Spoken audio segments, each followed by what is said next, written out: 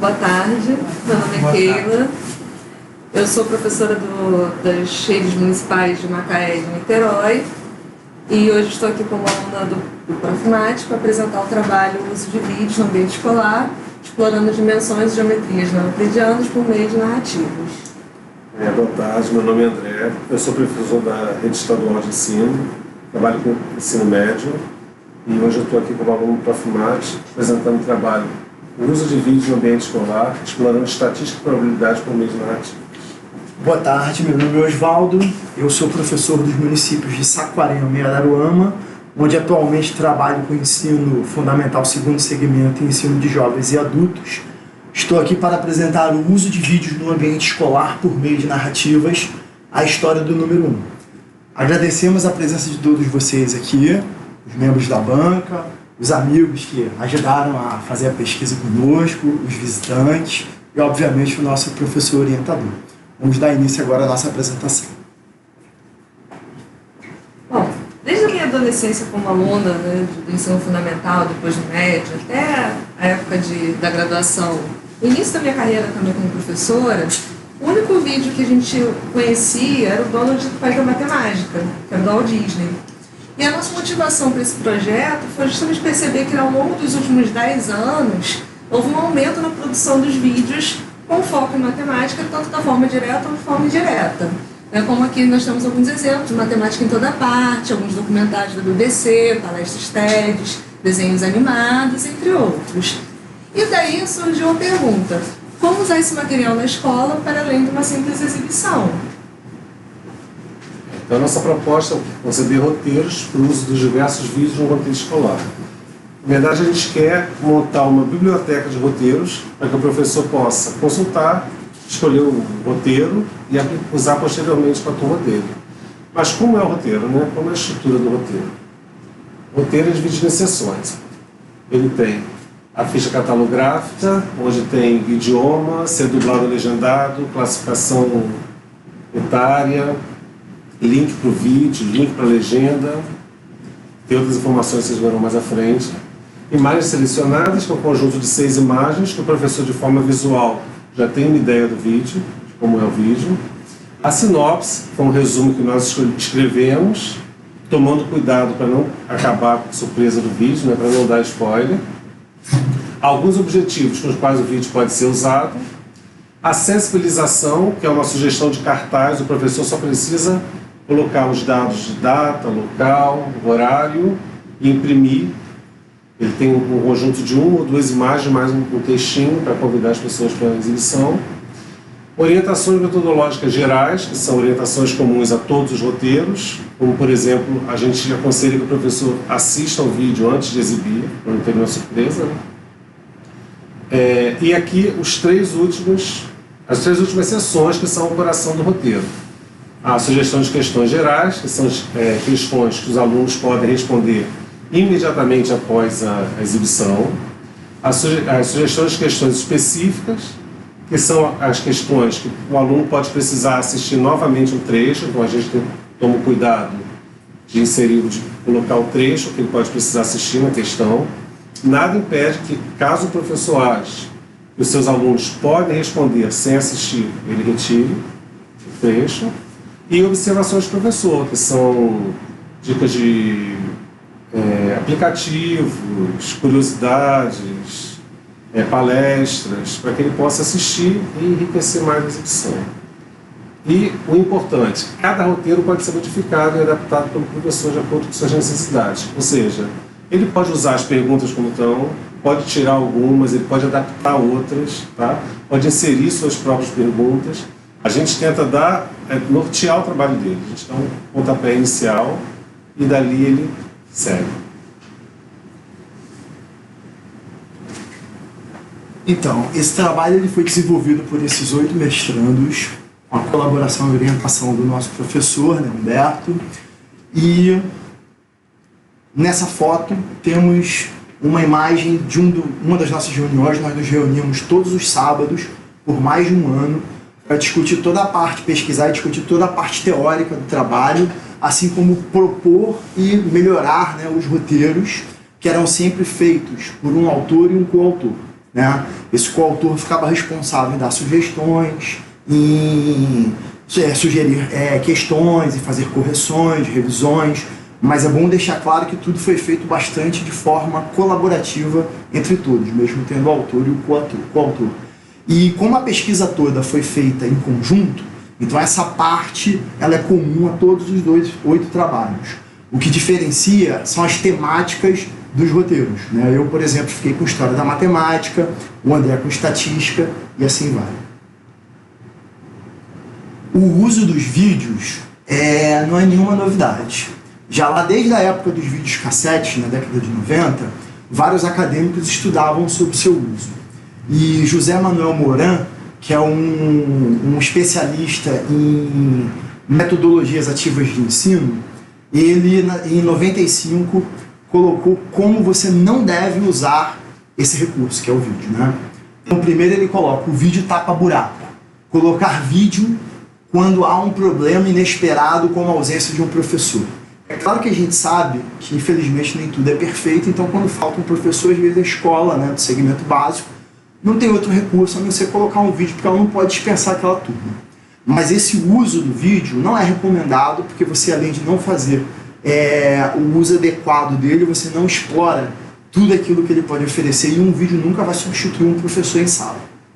O vídeo enrolação, exibir um vídeo sem muita ligação com a matéria, também não é recomendado, porque já temos o tempo muito apertado, muitas habilidades e competências para fazer com que os alunos entendam, aprendam, né?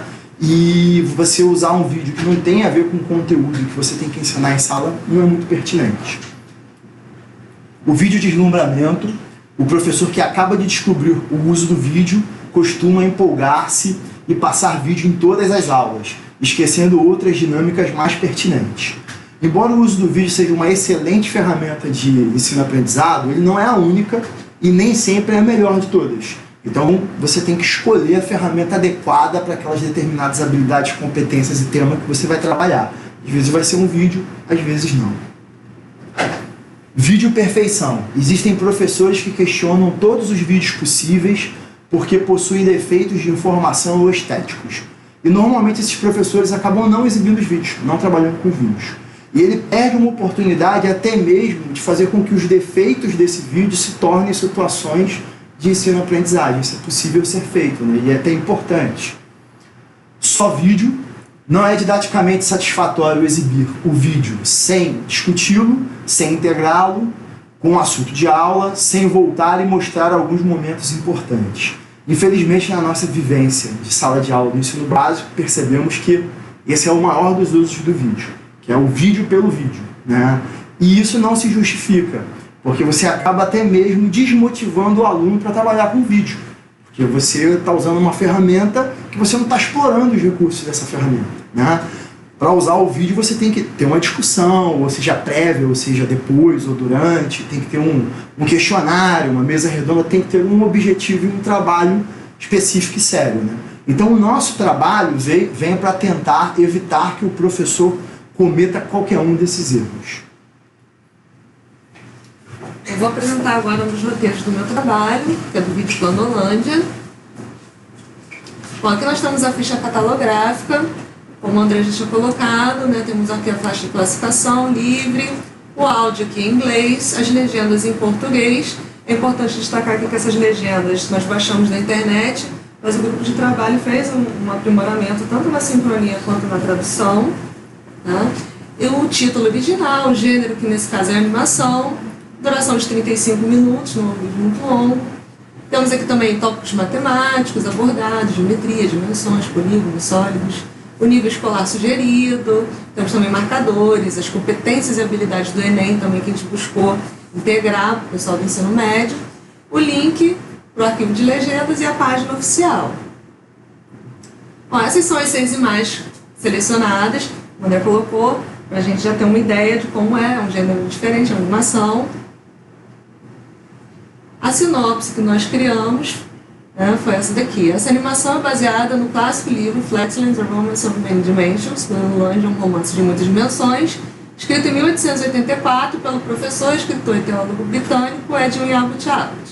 O romance é uma sátira social que expõe um retrato da sociedade londrina e seus preconceitos da época, por meio de associações com objetos matemáticos. O filme mostra Arthur Quadrado e sua neta curiosa X, que começa a se perguntar se haveria algo além de seu mundo plano, uma questão tida como heresia em Planolândia. Após a visita de um ser misterioso da Espaçolândia, Arthur Quadrado e sua neta X tentam, arriscando suas próprias vidas, convencer os habitantes de Planolândia que a terceira dimensão é real. Aquela ideia de não dar spoiler. Alguns objetivos com os quais esse vídeo pode ser usado. Aqui a gente colocou que o vídeo pode ser usado para motivar e introduzir o conceito de dimensão e de sessões planas, principalmente com as crianças mais jovens. Precisa de uma animação. Essa é a sensibilização, como o André já tinha colocado. Nós temos aqui uma imagem, um texto, e o professor só precisa acrescentar os dados da apresentação, né, o horário, o local. Então, a sensibilização que nós criamos foi essa. Imagine viver em um mundo bidimensional, onde os habitantes são polígonos que acreditam não haver nada além de seu mundo plano. Como mostrar que existe algo além, uma terceira dimensão? Como explicar essas noções para alguém que só sabe o que é direita e esquerda? Nessa animação, você conhecerá a jornada de Arthur Quadrado e sua neta X para convencer os planoholandeses que seu universo é muito maior do que imaginavam. Aqui nós temos as sugestões, questões gerais. Nós temos 4 questões que são comuns de todos os roteiros. Aqui nós temos as 2 primeiras, as 2 últimas eu vou mostrar mais à frente. Então, as 2 comuns aqui que a gente tem é, na sua opinião, o vídeo quer transmitir alguma mensagem? Qual? Você aprendeu algo novo com o vídeo? O quê?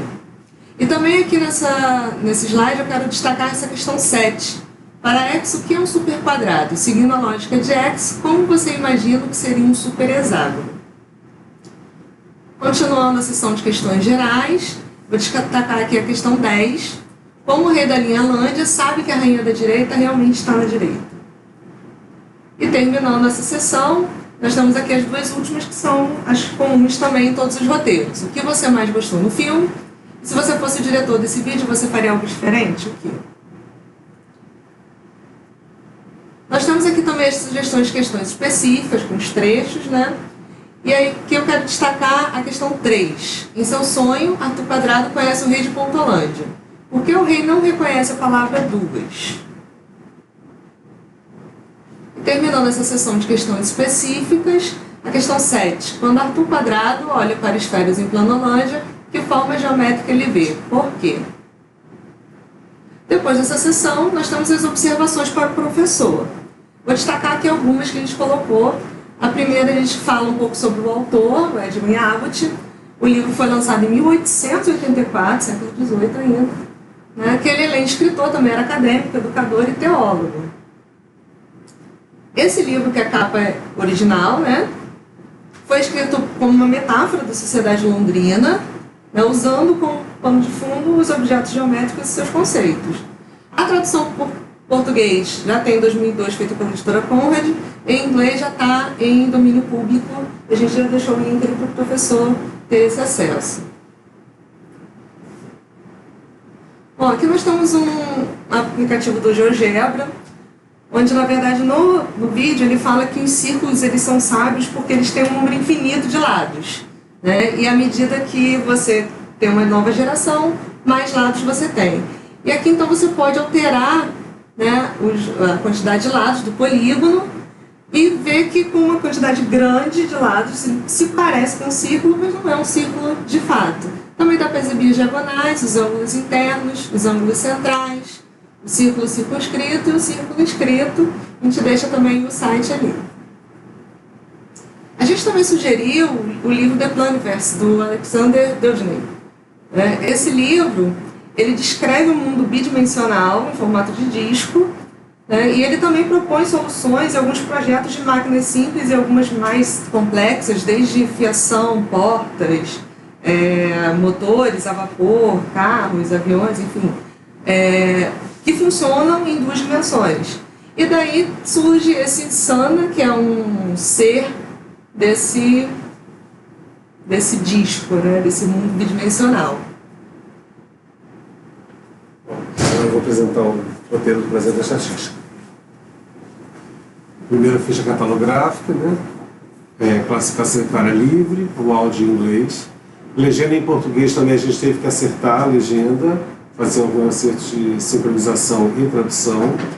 O título original, o gênero do documentário, a duração, 60 minutos aproximadamente, produtor e anos de produção, tópicos matemáticos abordados, nível escolar sugerido, a gente retirou o fundamental, deixou o médio, formação de professores, interdisciplinaridade, marcadores, competências e habilidades do Enem, matemáticas e tecnologias. E aqui está o link para o vídeo com a página web oficial.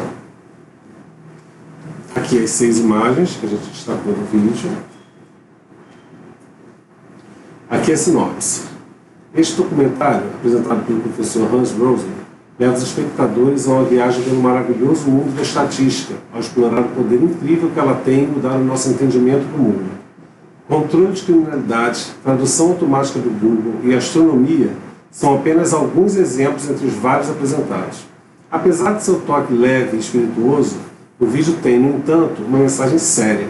Sem estatística, somos lançados à deriva no confuso oceano de dados, mas com estatística podemos assumir o controle de nossas vidas, manter nossos governantes na linha e ver o mundo como ele realmente é. Aqui, objetivos, razão do vídeo. O vídeo pode ser usado como introdução ao mundo da estatística, um pouco de sua história, alguns de seus métodos e algumas aplicações recentes. Aqui, a sensibilização, que é a sugestão do cartaz. Para muitos, a estatística se resume ao cálculo da média, da moda e da mediana, e a confecção de alguns gráficos. Será que é só isso mesmo? Nesse documentário da BBC que veremos, o professor Hans Rosling nos mostra, com auxílio de profissionais de várias áreas e com recursos de visualização de dados de primeira, que a estatística vai muito mais além. Ela nos dá o poder de amplificar o nosso entendimento do mundo para, assim, tentarmos torná-lo melhor. Aqui, questões gerais, começo com... Tem aqui as duas que a Kira falou, que são comuns. Aqui eu vou destacar 6. O documentário afirma que, apesar de úteis, as médias não nos contam a história toda. Dê um exemplo de uma situação onde tal afirmação se verifica. E a 8.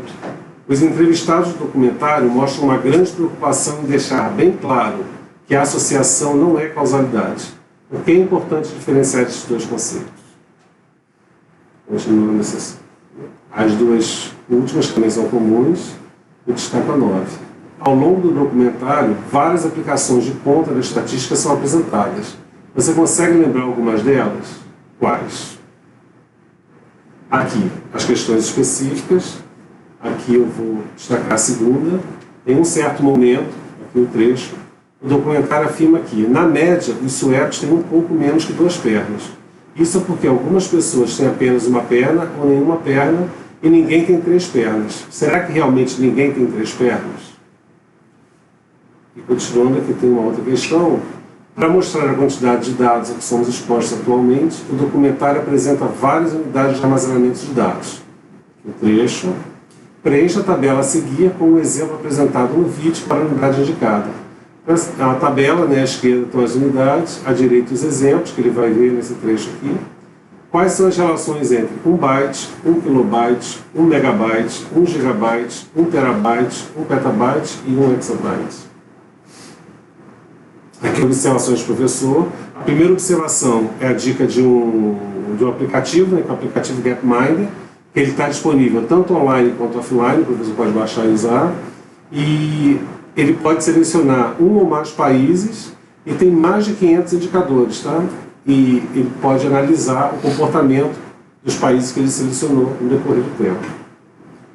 Aqui no caso eu tenho a renda per capita e a expectativa de vida no Brasil de 1800 a 2018.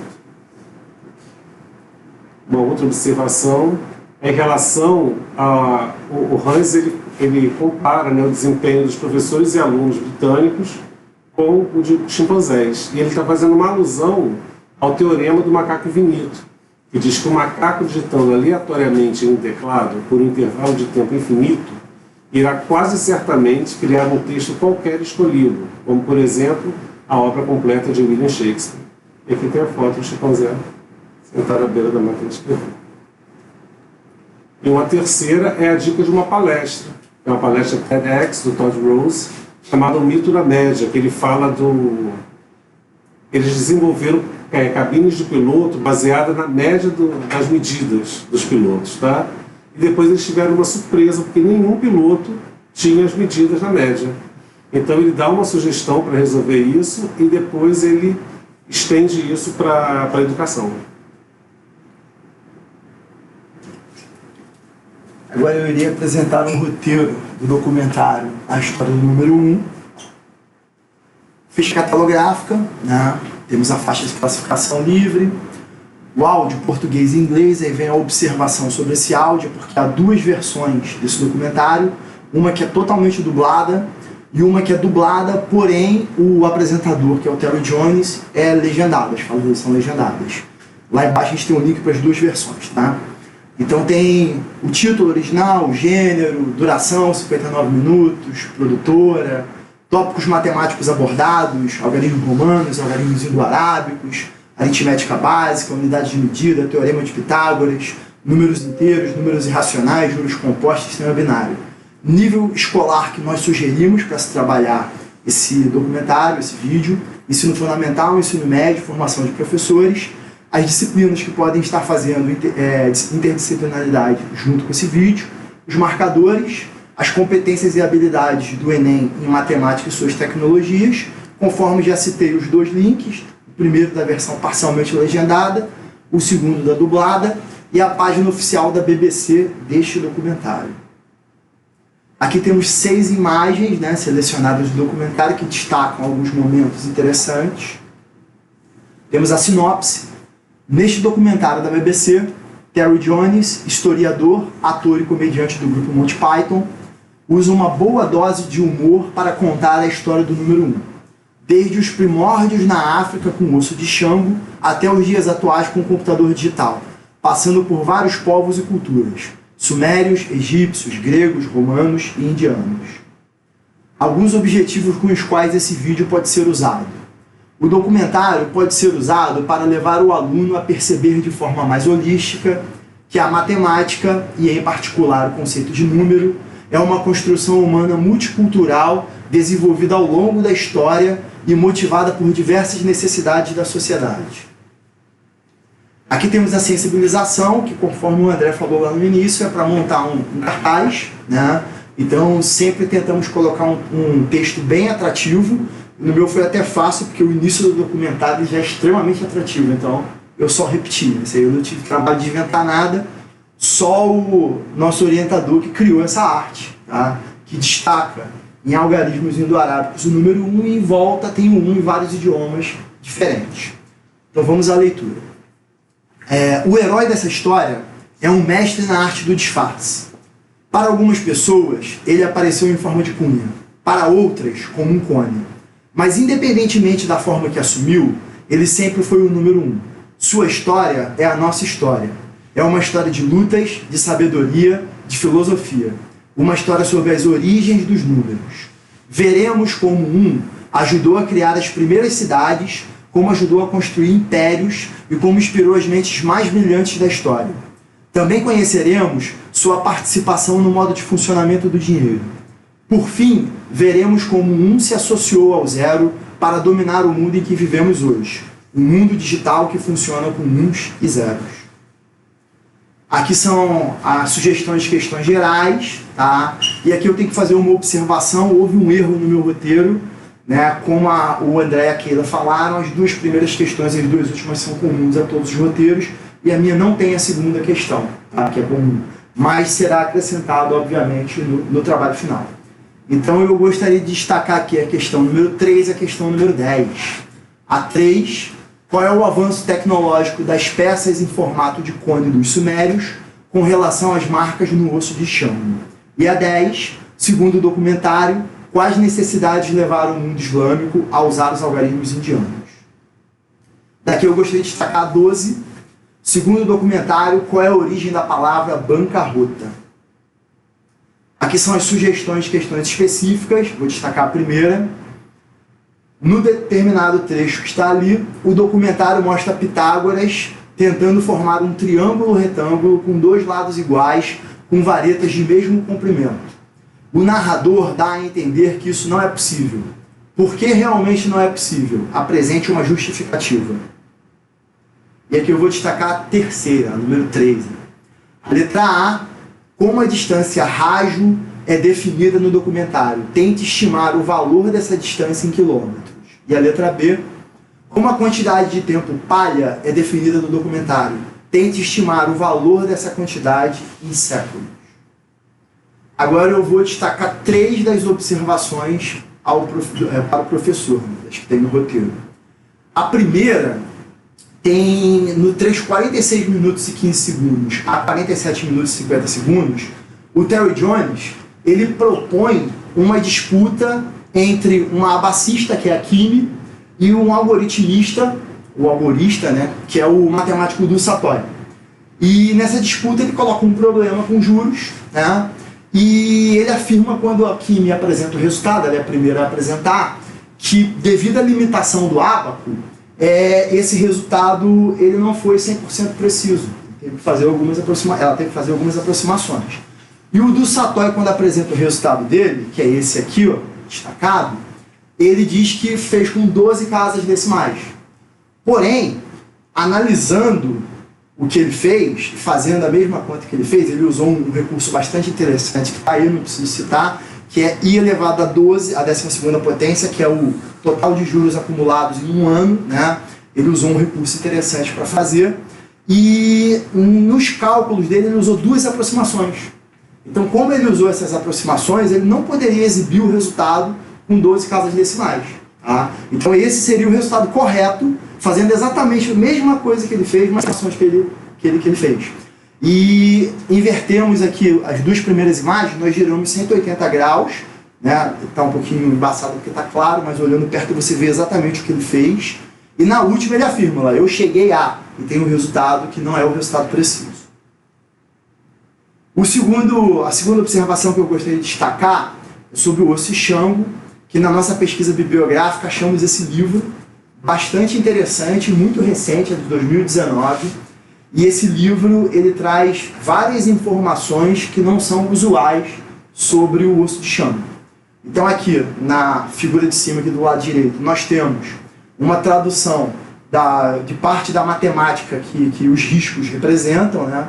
E embaixo temos a imagem do osso, né? E nessa imagem dá para ter uma ideia do tamanho, porque está sendo segurada por uma mão, né? Tem aproximadamente 10,2 centímetros, um pouquinho menor do que um lápis. E na pontinha aqui, ó, de cima, tem uma pedra de quartzo incrustada nele. Okay? E a última observação que eu gostaria de fazer é sobre a usura, né? Porque no período medieval, a Igreja Católica condenava a usura. Ela dizia que era um pecado. O que era a usura? Era a cobrança de juros. Só que a visão moderna da usura aqui no Brasil não é mais essa, né? Nós temos aí uma lei de 1933, chamada Lei da Usura, onde não é proibida a cobrança de juros, é proibida a cobrança de juros exorbitantes, de juros excessivos, né? Só que há uma discussão jurídica se essa lei ainda é válida ou não, tem mais informações, né, no trabalho. Além dos roteiros, a gente se preocupou também em investigar o porquê do vídeo ser uma estratégia tão boa didaticamente falando. Então, vamos a um termo teórico agora. Bom, observando as nossas referências, nós percebemos o poder que a narrativa, ou storytelling em inglês, né, tem no aprendizado. E o vídeo, em particular, ele é uma forma poderosa de narrativa porque ele une o som e a imagem. E aqui nós temos uma referência de Gottschall, que diz o seguinte: para nós, storytelling é como gravidade. Ela é essa força poderosa e abrangente que permeia nossas vidas e que acabamos por não perceber porque estamos tão habituados com ela. Não obstante, como a gravidade, storytelling nos influencia o tempo todo. Bom, a gente vai ver também alguns exemplos de narrativas aqui. Nós temos os quadrinhos, esse exemplo.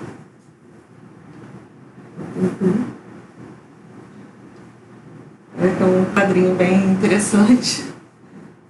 Você não vai ver fim nunca.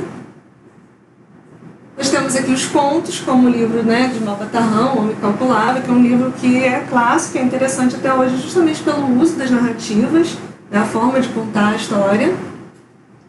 As piadas, né, até mesmo um meme, ele pode ser uma forma de narrativa. Esse exemplo aqui.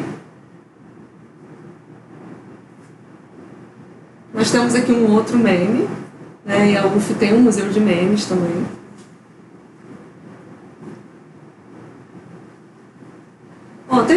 sabia o poder que uma narrativa tinha. Ele usava as parábolas para transmitir os seus ensinamentos através das narrativas. As novelas, que a gente não pode deixar de falar, que é um exemplo de narrativa bem popular, e o sucesso de uma novela está atrelado a uma boa narrativa. As músicas, onde os compositores eles contam histórias através de suas composições.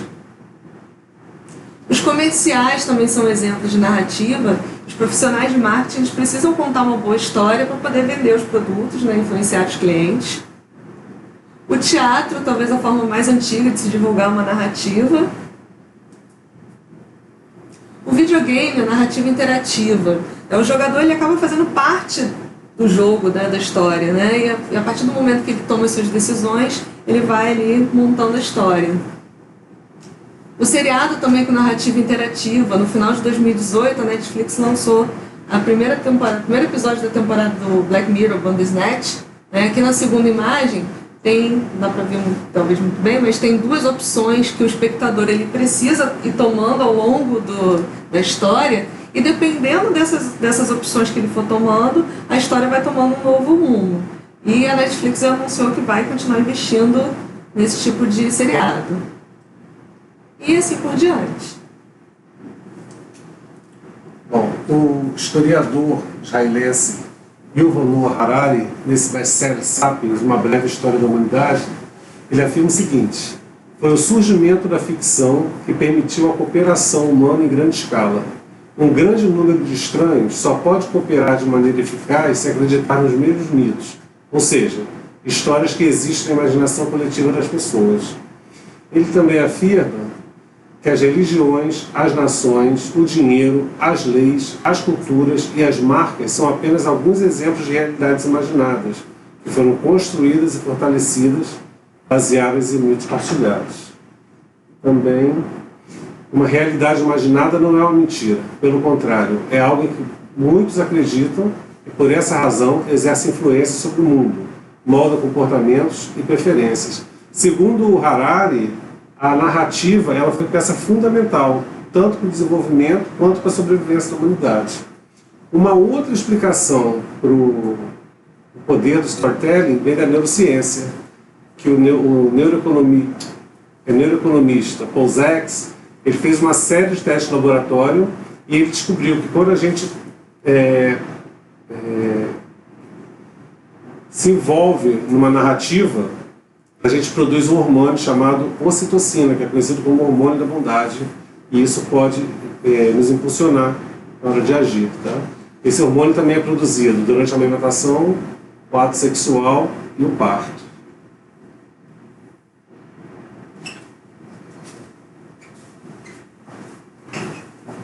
Kendall Have é um especialista reconhecido internacionalmente na estrutura e uso de histórias, ou seja, narrativas. E em 2000, ele citou alguns usos, algumas vantagens de se utilizar do storytelling. Storytelling é um elemento efetivo e poderoso no esforço de melhorar e desenvolver todas as 4 primeiras habilidades da linguagem: ler, escrever, ouvir e falar. Informações, tanto conceito como fatos, são melhores lembradas e por mais tempo quando apresentadas em forma de narrativa.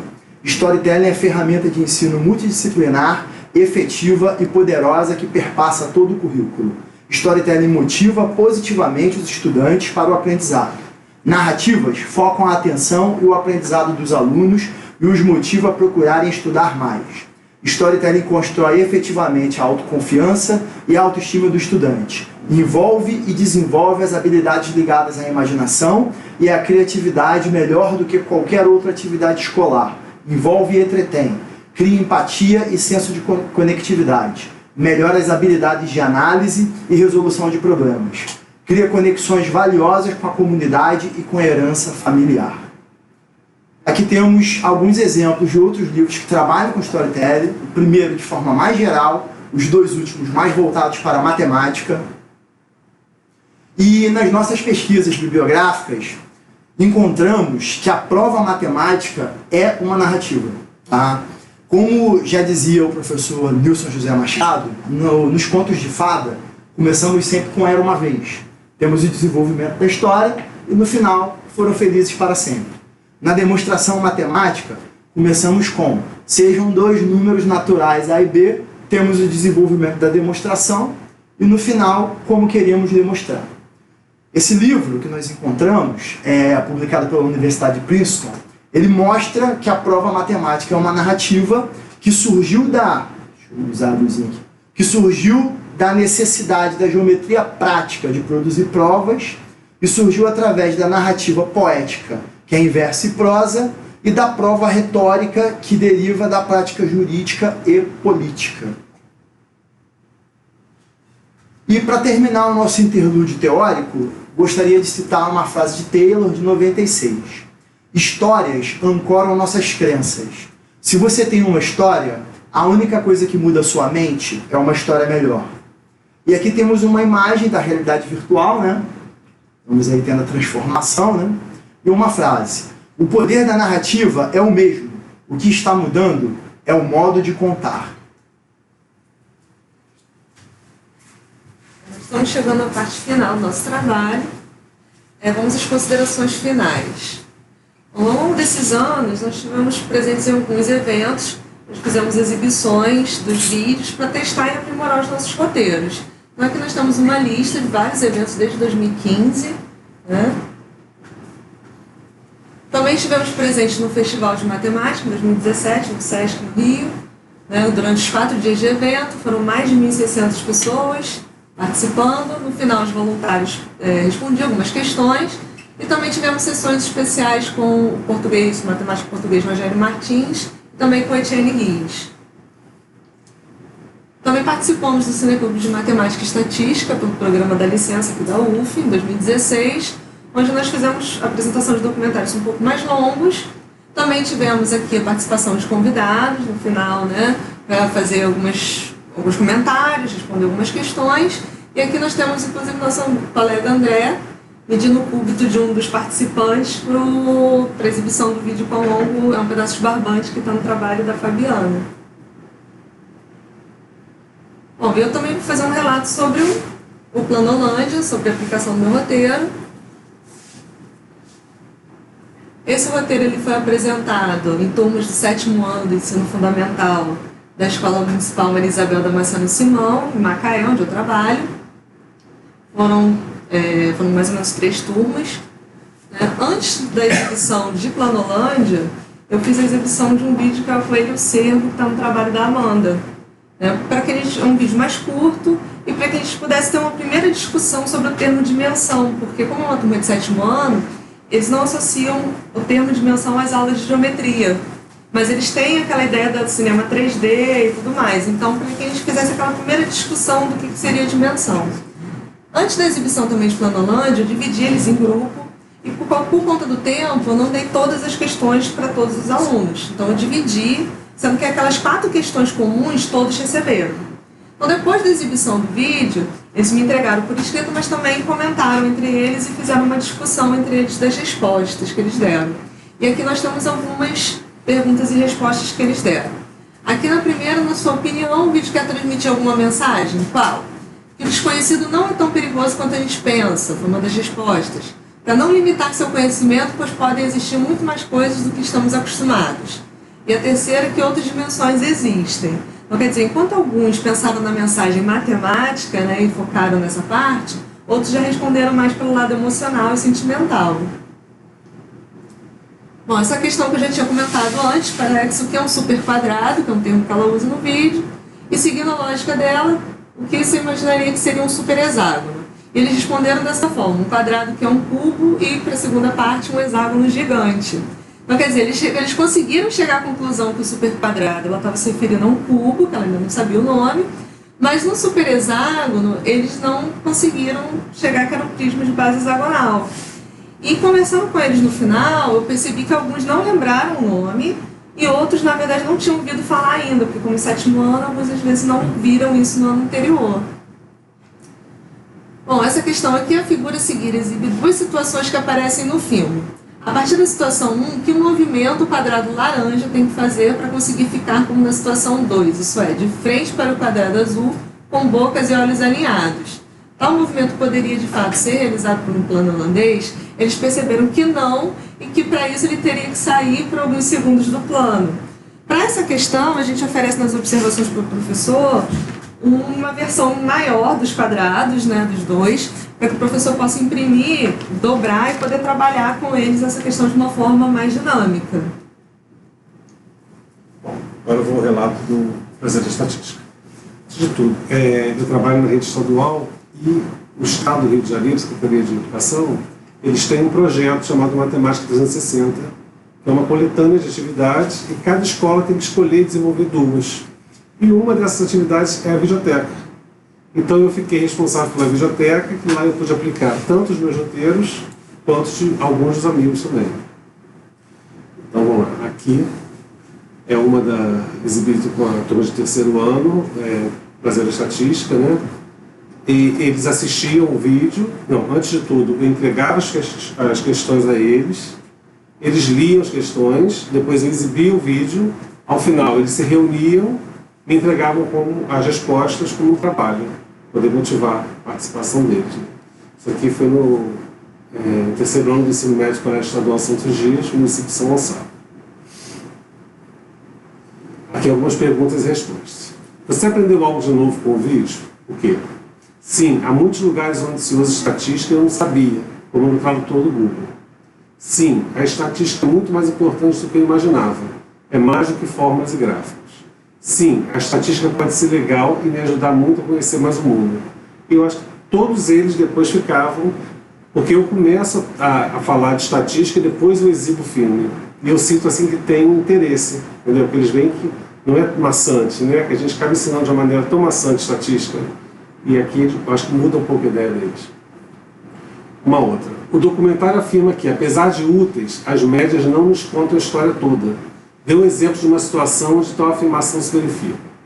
Na história do piloto que tem média 7 quando aprende a pilotar, mas tirou 1 na prova de aterrissagem.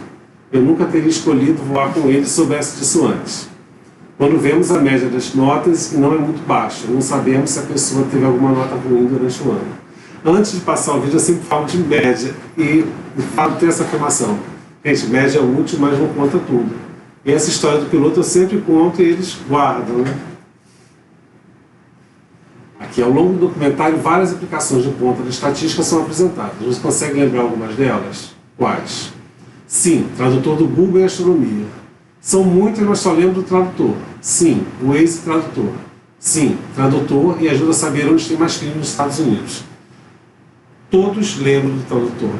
Tá? Eu acredito que seja porque é o que eles mais usam, que está mais voltado para a realidade deles. E aqui falou Waze porque numa das intervenções que eu faço, eu falo do Waze, né, como funciona o Waze. E se você fosse o diretor desse documentário, você faria algo diferente? Por quê? Bom, esse filme ele tem 1 hora, então eu ficava assim, como é que eu passo? Será que eu passo 1 hora? Será que eu divido? Será que eu mando ele assistir em casa? E eu usava essa pergunta aqui para saber, para ter um feedback deles. Aí não, eu gostei muito do filme. O sim, 10 minutos a menos. E no terceiro sim, eu colocaria mais exemplos de coisas para os jovens. Que isso aqui é por causa da intervenção, onde eu mostro o Waze e tem um mapeamento do crime nos Estados Unidos, né? E eu também mostro para eles o Fogo Cruzado, que é um mapeamento de crime que tem no Rio de Janeiro e em Pernambuco.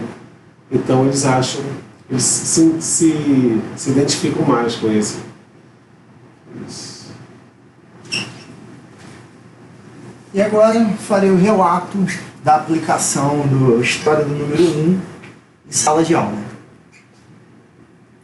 Eu apliquei para aproximadamente 120 alunos, dividido em 5 turmas.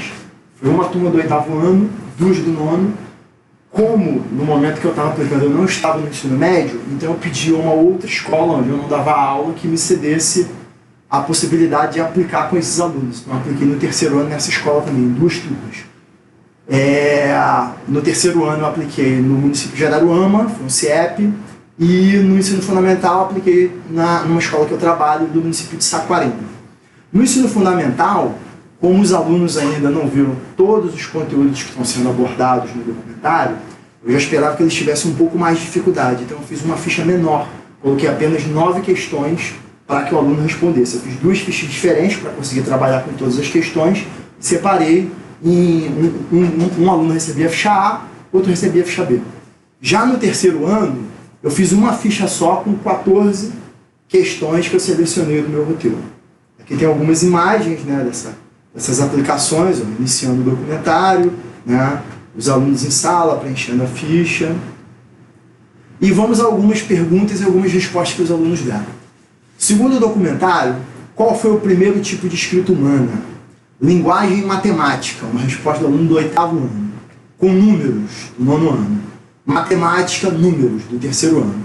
E tem uma coisa interessante, que aconteceu principalmente com o 3º ano, é que nessa escola eu preparei o cartaz da sensibilização, enviei para a escola umas 2 semanas antes e pedi que a fixassem no corredor para atrair os alunos. Só que eles não fizeram isso.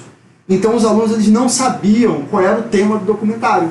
E muitos deles responderam linguagem cuneiforme, simplesmente cuneiforme, ou escrita cuneiforme, ou seja, alguma coisa a ver com cuneiforme. O que demonstra que eles tinham algum conhecimento prévio sobre o assunto que estava sendo tratado no documentário. Segundo o documentário, por que a sociedade medieval tinha receios em aceitar os algarismos indianos e preferia continuar com os algarismos romanos? Ainda segundo o documentário, porque, mesmo assim, no final os algarismos indianos acabaram substituindo o ábaco e os algarismos romanos. Os romanos não queriam aceitar os algarismos indianos porque não o conheciam. Poderiam ser roubados facilmente, não conhecendo bem. Até porque já tinha um sistema que funcionava. Mas acabaram aceitando, pois os algarismos indianos tinham muitas vantagens. Porque o número indiano era um número fácil de escrever e o número romano era um número difícil de escrever, porque era um número grande. Suas rotinas envolviam algarismos romanos. Como eram números conhecidos, não havia receio de supostas trapaças. Contudo, acabou se comprovando que o sistema indiano era mais fácil e preciso, e assim ele foi adotado. As respostas do ensino fundamental sempre tinham a ver com número grande, número pequeno, eles sempre associavam isso. Acho que é ficar mais fácil para eles. Do que você mais gostou do vídeo? Tudo. Gostei de descobrir a origem dos números e suas histórias. Resposta do 8º ano. De conhecer mais sobre a história dos números. Resposta do 9º ano. É inteligente e dinâmico. Consegue mostrar a matemática de um modo instrutivo e posso até dizer divertido. 3º ano. Da forma como os números foram tratados como seres vivos, não como objetos ou simples ferramentas. Essa resposta eu acho muito interessante, do 3º ano. Do humor do apresentador do documentário, assim como das histórias contadas, esse modelo de aprendizagem através de vídeos me interessou muito. Resposta também do 3º ano. Aí a gente consegue fazer primeiro uma comparação entre as respostas do ensino fundamental e do 3º ano. A densidade é diferente, né? A do ensino fundamental, a construção é muito mais simples. A do 3º ano, as respostas são mais densas. Isso já era esperado. Por isso que eu fiz questão de conseguir turmas do ensino médio para aplicar também, para poder fazer essas comparações. No roteiro tem mais comparações. E outra coisa que a gente percebe aí é que parte do objetivo de exibir o vídeo foi alcançado, né? Olha a última resposta, o finalzinho dela. Esse modelo de aprendizagem através dos vídeos me interessou muito, né? Ela realmente gostou do que ela viu. E para o futuro, pretendemos criar um blog que, na verdade, já está sendo montado pelo nosso professor orientador há algum tempo, né? E esse blog servirá para divulgar os roteiros, tá? E estabelecer um canal de comunicação com os professores de matemática. Como, por exemplo, todas as questões que tem nos roteiros, em todos os roteiros nós temos as sugestões de respostas, para que até isso o professor tenha acesso. Nós só não colocamos no roteiro, porque como vai ficar na internet, o aluno pode ver a sugestão e perde a graça. Então ele pode pedir para a gente. E uma observação, existem ainda muitos vídeos na lista para a confecção de roteiros. Não só vídeos, como também iniciamos vários outros roteiros, eu tenho outro, eles têm outros, e que não entraram no trabalho porque senão ia ficar gigantesco, né? Então tem muito material para a gente trabalhar ainda, tá? E agradecemos a atenção da banca, a atenção dos amigos de pesquisa, né, que vieram prestigiar, dos convidados, e passamos agora a palavra para o nosso professor orientador, Beto.